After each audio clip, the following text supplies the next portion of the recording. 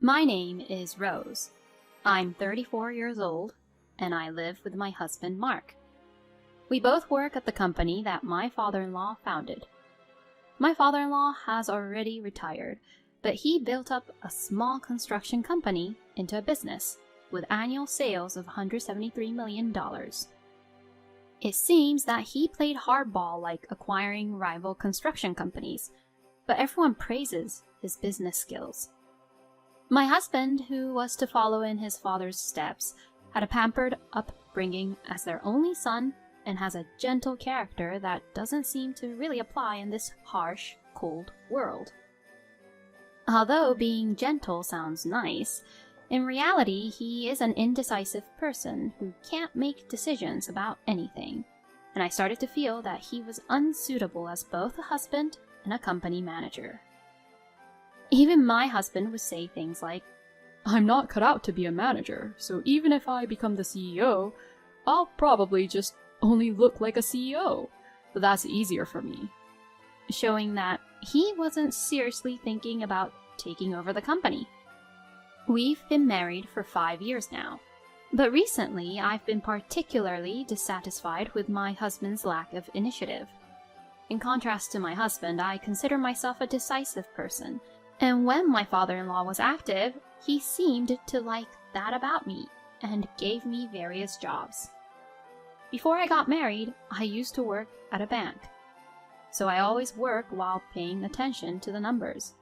I quit the bank when I got married, intending to become a full-time housewife, but my father-in-law asked me to work at the construction company, so I decided to do that. Shortly after I started working, my father-in-law started inviting me to meetings, where board members would participate and asked for my opinions about management. At first, the directors seemed to question why the founder's daughter-in-law was invited to important meetings, but as I gave appropriate opinions, they started to listen to me. My husband was also a director, but he didn't participate in the meetings, and both the directors and my father-in-law seemed to think that was normal at this point. After the meetings, when I returned home, my husband would be watching TV with a carefree look on his face. "Why didn't you attend today's meeting? You're an important director. You need to be aware of that." As I spoke angrily, my husband argued, thinking that he did nothing wrong. "Even if I attend, I don't understand the content of the discussions well, and the directors like you better, so there's no problem, right?" I wonder if he doesn't like me participating in the board meetings because he said such things like that. My father-in-law has been teaching me about running the company in detail, and it seems like he wants me to be his successor. At first, I was also new to the management, but I started to enjoy the work. Before I knew it, I was working hard to live up to my father-in-law's expectations. About 2 years after I started attending meetings, my father-in-law fully retired. The directors also started consulting me when they needed to make important decisions, and my husband was being ignored. I thought that if such a situation like this happened, my husband would regret and devote himself more to his work. But on the contrary, he became less dedicated than ever before. He would go to work in the morning, but he would go out somewhere before noon and then return home. Even when he saw me at home, he wouldn't talk about work, and it seemed he didn't care about the company at all. On the other hand, I was getting busier as my work at the company increased. After my father-in-law retired, the executives started relying more on me, and I was assigned tasks more like a CEO. It's a big company with many employees, and for the sake of those employees, I was doing my best to increase the company's sales and profits. With the efforts of the employees, sales began to increase, and I became more interested in managing the company and became absorbed in my work. On the other hand, my husband seemed to lose interest in work, and he began to show up at the company less and less. The conversations between us at home decreased, and our relationship became strained. And during that time, my husband came home and began to say this: "I ran into Maria today, and we had lunch together." He casually mentioned this. My sister is 2 years older than me, and she had just divorced half a year ago. The cause of the divorce was my sister's affair, and it caused a big commotion when my sister's angry husband stormed into our parents' house. My husband went to my parents' house to calm my sister's husband, as I was busy at work. Having a pampered upbringing and being gentle, my husband persuaded my sister's husband, who reluctantly left at that time, and my sister later said, "The company's CEO is really amazing." He led my husband back home, who was really enraged. She was praising my husband. My husband, with his calm attitude and laid-back way of speaking, probably managed to defuse my sister's angry husband. My sister was able to divorce her husband after paying alimony, but it seemed that her view of my husband changed after this incident. Until then, she seemed to consider my husband, who was not particularly good-looking and indecisive, as nothing more than a rich guy. But she seemed to have convinced herself that he was a reputable company executive. My sister also became single after her divorce, and she always loved rich people. So to her, my husband must have seemed like a good catch. But I, who was absorbed in my work, never imagined such a thing would happen. And of course, my sister would not know that my husband is just a director and is not involved in the management of the company. My sister's divorced husband was an elite employee at a foreign company, and she was bragging to me at their wedding. "My husband is an excellent employee, so his salary is high and he's handsome. So you must be jealous." Indeed, my sister's ex-husband was good-looking and sharp-minded, and he always gave off a stylish vibe when he was talking. I couldn't understand why my sister, who had such a wonderful husband, would have an affair. 3 months had passed since my husband told me he had dinner with my sister. "Rose, I need to talk to you." Hearing those words from my husband for the first time gave me a bad feeling. As I nervously waited for him to speak, "Actually, your sister is pregnant with my child, so I want a divorce." I was shocked at the divorce request, but even more surprised to learn that my sister was pregnant. As I was left speechless, my husband continued, "On my next day off, your sister is going to come here and have a discussion, so please, cooperate." Bewildered by his request, I asked my husband, "So, you want to marry my sister?" Seeing the troubled look on my husband's face, "I don't necessarily want to get married, but if a child is involved, there's no choice." Frustrated with my indecisive husband, I answered with a sigh, "Well, if there's a child involved, there's no choice. Let's talk about the future when my sister comes." Knowing that I wouldn't be able to decide anything by talking to my husband, I decided to meet my sister directly. Although I was thinking about a divorce, I had to discuss the company's matters with my father-in-law. As the wife of the founder's son, I was involved in the company's management, but after the divorce, I would just be a stranger. The next day, I went to my in-law's house and told my father-in-law what my husband had said. My mother-in-law, who was present, was happy that my husband had a child, but she became quiet when my father-in-law glared at her. It seems my mother-in-law cares more about her grandchildren than the company's management. After thinking for a while, my father-in-law spoke with a smile. "Rose, I want you to continue participating in the company's management as usual. I don't care about Mark. I will take the responsibility, so let him do as he likes." It seems my father-in-law cares more about the company's management than his son or grandchildren.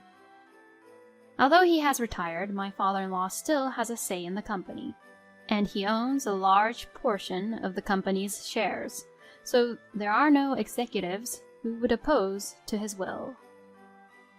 I was also finding the job interesting, so it was regrettable to give it up at this point.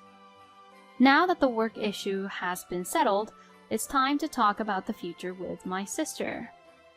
My sister, who visited our house on her day off, smiled and said, "It's too bad you couldn't have a child, Rose, isn't it? I'll give you a lot of alimony. Please, leave this house immediately."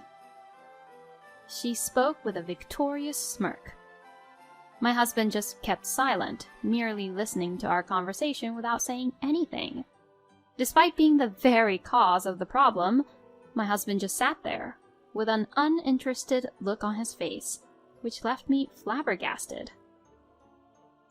I'm fine with a divorce, but we need to talk about compensation and division of property.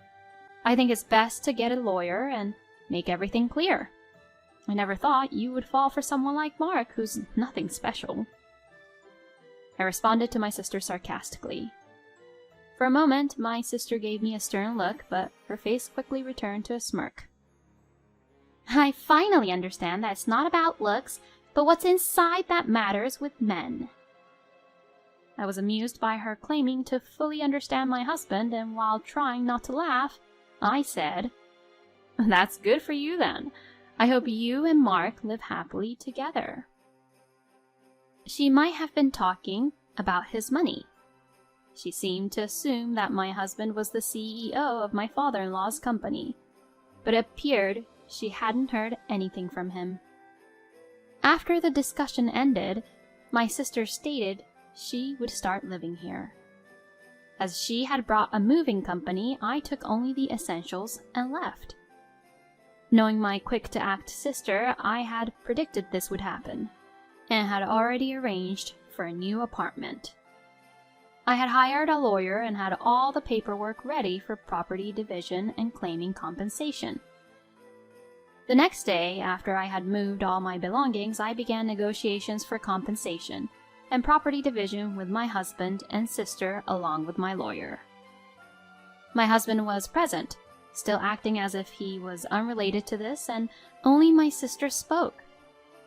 "As I said before, I'll pay whatever compensation you want.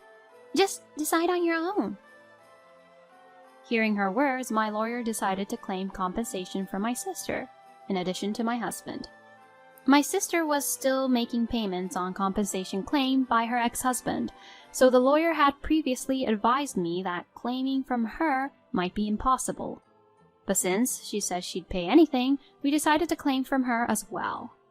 When it came to property division, my sister said cheerfully, "This mansion is originally Mark's family property, so it wouldn't be part of the property division, right?"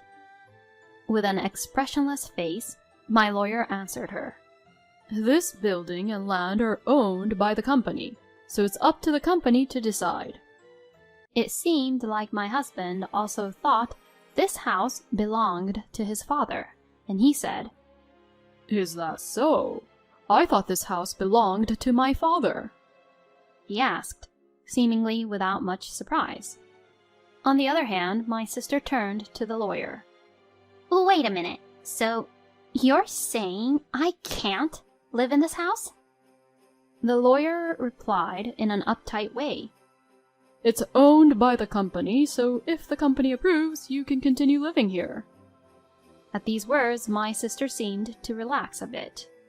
"Why didn't you say that sooner? Since Mark, the CEO, will be living here, it should be fine, right?" The lawyer looked surprised for a moment, then burst out laughing. "What are you talking about? Your sister here is the CEO, not Mark." I laughed as I watched my sister, who was planning to remarry Mark, not knowing this fact. My sister immediately turned to Mark and shouted, "What? Mark, you're not the CEO?" Seeing Mark's troubled expression, I stepped in to explain to my sister. "Mark is just an advisor without any executive power. I'm an executive officer, but they made me the CEO too." Mark's father, the founder, had been the CEO for a long time, but when he retired, he made me an executive officer and even appointed me as the CEO. The other directors also valued my accomplishments, so there was no opposition. On the other hand, my husband was made an advisor without executive power, due to my father-in-law's arrangement. He received a director's salary, but he didn't actually have any work to do, so the amount was less than that of an ordinary employee. That's why I was the one who covered all our living expenses. My husband, who never worried about our household finances, didn't care whether the house he lived in was owned by the company or by my father-in-law. Although the house was owned by the company, my responsible father-in-law had been charging me rent, so I had always considered it to be a regular rental property. The lawyer asked me, laughing, "So, is it okay to continue renting this house to Mark?" My sister reacted to the word rent in the lawyer's question. "What do you mean by rent? You're going to charge Mark for it? It's company property, isn't it? Make it free!" And the lawyer, laughing again at my sister's words, presented the amount of rent. My sister was surprised to see the amount, and it seemed that it was the first time my husband knew about the rent too. "So, a big house like this does have high rent. With my salary, I can't afford it." With his board member salary, if he pays the rent, he would be left with almost no money, making it impossible for him to live. Regarding the division of property, during our 5-year marriage, my husband used up all of his small board member salary, and my salary disappeared due to the expensive rent and living expenses. We didn't have much savings left, just enough to split the savings in half. After the lawyer left, my sister, who had been hoping for a mansion, was completely deflated when she found out it was rented, and was standing there in a daze. My husband was smiling as usual, so I suggested, "Since your mother was happy that you're having a child, why don't you move out of here and go back to your parents' house?" My husband agreed, but I found it funny that I had to be so considerate to my soon-to-be ex-husband. I was worried about whether such a helpless husband could raise a child, but it wasn't my concern, so I decided to leave. To my sister, who seemed to have forgotten about her own alimony, I asked, "Sis, are you sure about the alimony payment? You were talking big, but you're still paying the alimony for your ex-husband, right?" I talked to her just to confirm, but my sister, who looked like she had come to her senses, was surprised. "Wait, do I have to pay alimony too?" To my surprised sister, who seemed like she hadn't been listening to anything discussed today, my husband quickly responded, "You did say I can give you plenty of alimony, but you weren't expecting that from me, were you? My salary is really low." My husband and my sister looked at each other, both with surprised expressions. I'm not a lawyer, but watching their exchange, I felt like bursting into laughter. As far as I was concerned, I already had their signatures on the divorce papers and the alimony claim documents, so I didn't care. But my husband and my sister seemed pathetic to me. My ex-husband, who had remarried my sister, seemed to have gone back to his parents' house, as I had advised, but I heard that my sister and her in-laws were constantly fighting. The main cause was that it turned out that my sister was not really pregnant with my ex-husband's child, and his mother, who had been expecting an heir, was furious. My ex-father-in-law, who seemed to have disliked my sister for taking his son away from me, didn't even talk to her. As for the alimony, my ex-father-in-law paid on my husband's behalf, and I received the full amount. But when my sister saw this, she asked her father-in-law, "Father-in-law, please, pay my alimony as well." In response to this, the father-in-law argued back, "You have no right to call me father," and he yelled at her. Having received none of what she had hoped for, my sister fled from her husband's family home without a word and has been missing since. It's too stupid that she remarried my ex-husband just to bear the burden of alimony. My ex-husband seemed to want to get back together with me, but he was scolded by his father. Someone like you shouldn't even think about having a family, especially since you can't even manage your own affairs properly. Even if my ex-husband asked me to get back together with him, I would never consider getting back together with him. I lost trust in him when he cheated on me with my sister, and I was appalled by his indifferent attitude during our discussions. My ex-husband was dismissed from his board position and resigned, and now he seems to be working as a temporary staff member. Meanwhile, I'm still the CEO of the company, and I am enjoying my work so much that I'm not considering remarriage. Even after parting with my ex-husband, I keep in touch with my father-in-law and receive advice from him when I'm in trouble. For now, I want to dedicate myself to the company and work hard for the sake of all my employees, as if I am married to my work.